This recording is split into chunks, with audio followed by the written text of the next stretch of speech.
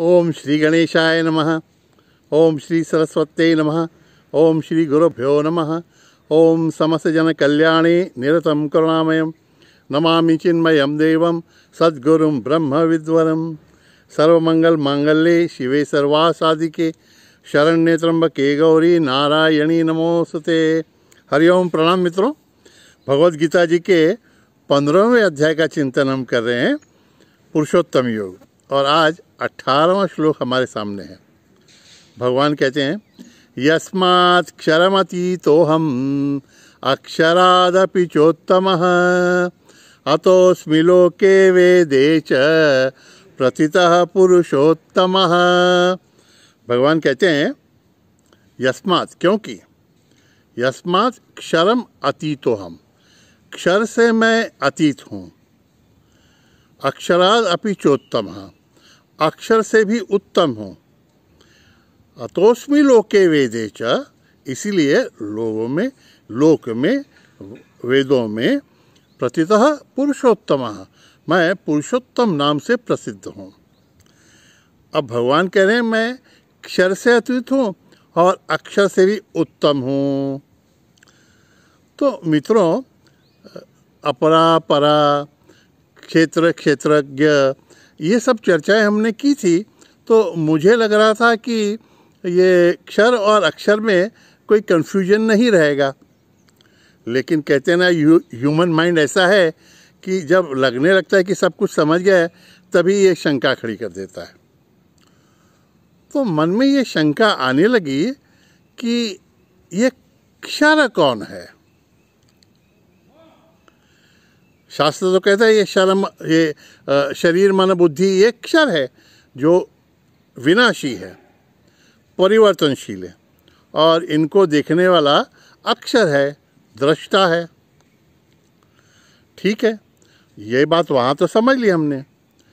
लेकिन मित्रों, जब ऐसा कहते हैं कि ये सब कुछ ब्रह्म है, परमात्मा ही सब जगह व्याप्त है और वो ब्रह्म स्वरूप है और ब्रह्म ही अविनाशी है, तो उसमें ये क्षर कैसे हो गया? अगर शरीर मन बुद्धि भी उस ब्रह्म का भाग है, ब्रह्म से ही बना हुआ है, क्योंकि ब्रह्म के सिवाय सृष्टि में दूसरा कुछ है ही नहीं, तो फिर ये क्षर कैसे हो गया? इसका विनाश कैसे होता है? किसी ने शंका उद्भवित की है, तो इसका समाधान भी होना चाहिए। तो ये बात तो एकदम यथार्थ में ही सही है कि ये शरीर मन बुद्धि भी ब्रह्म से ही बने हुए हैं, और ब्रह्म अगर अविनाशी है तो ये शरीर मन बुद्धि भी अविनाशी ही हैं। शास्त्र की दृष्टि से ही नहीं, विज्ञान की दृष्टि से भी, साइंस की भी दृष्टि से। अरे 8वीं 9वीं में ही तो हमको सिखाया गया है ना, law of conservation of mass and energy. Matter can neither be created nor be destroyed, energy can neither be created nor be destroyed.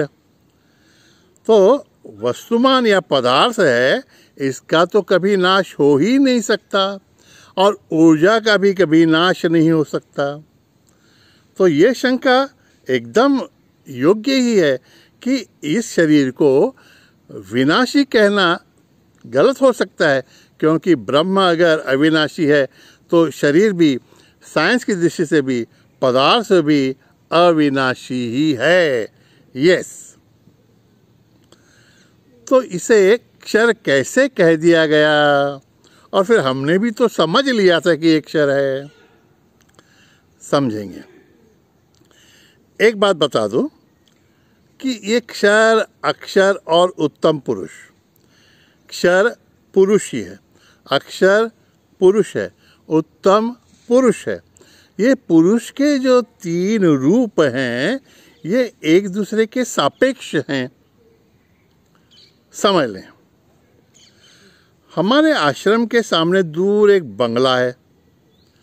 अब लॉकडाउन में सुबह सुबह मैं देखता था, हमारे ऑफिस से भी वो बंगला दिखता था, तो सुबह 7 साढ़े 7 बजे उस बंगले में से एक आदमी बाहर आकर उसके बाहर पोर्च में खड़ी कार को धोता था। दूर से पता नहीं चलता कौन आदमी, लेकिन कोई धोता था आके। फिर 10 बजे कोई मिस्त्री आ जाता, बोनेट वगैरह खोलता, गाड़ी का थोड़ा रिपेयर वगैरह करता। फिर 11 साढ़े 11 बजे कोई ड्राइवर आता, कार में बैठता और कार को बाहर निकाल के राउंड मार के गाड़ी वापस पार्क कर देता था। रोज की ये दिनचर्या चलती थी।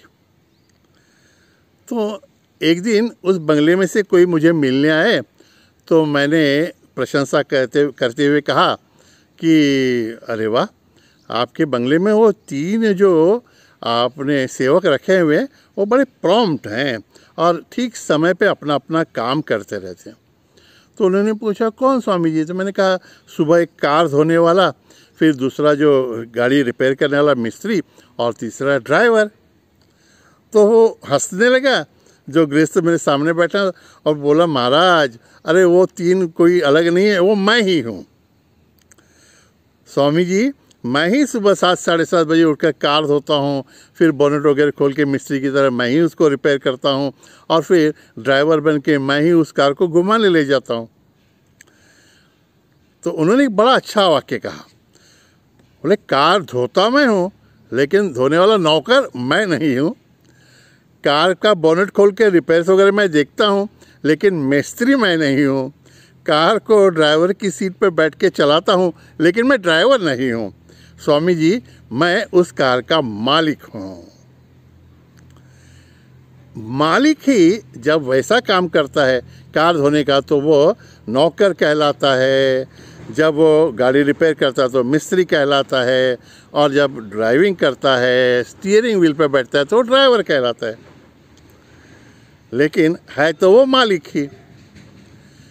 उसी प्रकार से ये शरीर जो है, इसके जो पदार्थ हैं ये विनाशी हैं ही नहीं, ये भी अविनाशी हैं, क्योंकि पदार्थ का नाश होता ही नहीं। लेकिन इस शरीर में रहने वाले चैतन्य के जीवात्मा के सापेक्ष आप भी मान्य करेंगे कि इस शरीर में बदलाव तो आता ही है। कई वर्षों में बदलाव दिखता हो, मन की वृत्तियों में, बुद्धि के विचारों में तो पल पल बदलाव दिखता है।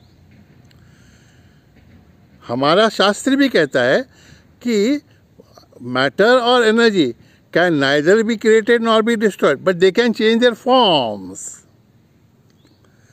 पदार्थ का स्वरूप बदलता जाता है और न बदलने वाली वस्तु के सापेक्ष ये बदलाव जो है ये उनके ओरिजिनल स्वरूप का तो विनाशी है ना। तो जो न बदलने वाला जीवात्मा है, चैतन्य, उसके सापेक्ष शरीर मन बुद्धि ये विनाशी ही कहे जा सकते हैं। यथार्थ में वे भी ब्रह्म हैं, वे भी चैतन्य स्वरूप हैं। क्षर, क्षर एक्चुअली अविनाशी है लेकिन जीवात्मा के सापेक्ष वो बदलता है, इसलिए अक्षर के सापेक्ष वह क्षर है। अब कुछ क्षर है तो उसको देखने वाला जो है वो अक्षर कहलाता है। जब तक दृश्य है तब तक दृष्टा है। जब दृश्य ही नहीं रहेगा तो उसके सापेक्ष दृष्टा भी नहीं रहेगा। दृश्य और दृष्टा दोनों नहीं है तो जो भी है वो मूल स्वरूप में रह जाएगा। जो चैतन्य है, जो उत्तम पुरुष है। भगवान इस श्लोक में वही समझाना चाहते हैं कि शरीर मन बुद्धि के स्वरूप में क्षर बनते हुए वे ही हैं। जीवात्मा बनते हुए, उसका साक्षी रहते हुए, शरीर मन बुद्धि का दृष्टा रहते हुए सापेक्षता से वे अक्षर हैं। वो क्षर भी बने, अक्षर भी बने, लेकिन ये उनका सिर्फ बनना है, होना नहीं है। यथार्थ में उनमें कोई भी बदलाव नहीं आता।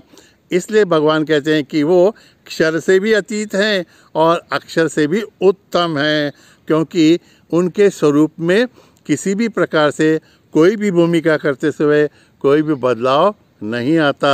वे अपने स्वरूप में उत्तम पुरुष की भूमिका में पुरुषोत्तम बन के हमेशा स्थित रहते हैं। यही ज्ञान वेदों में बताया गया है।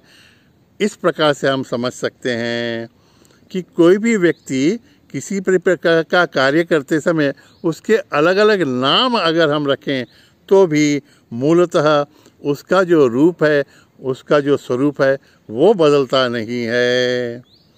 उसी प्रकार से हमारे भगवान श्री कृष्ण जो परब्रह्म परमात्मा हैं, वो पुराणों में ये बात बताते हैं कि अरे बच्चों, मैं तुम्हें गोपियों के पीछे पीछे भागता हुआ दिखता हूँ।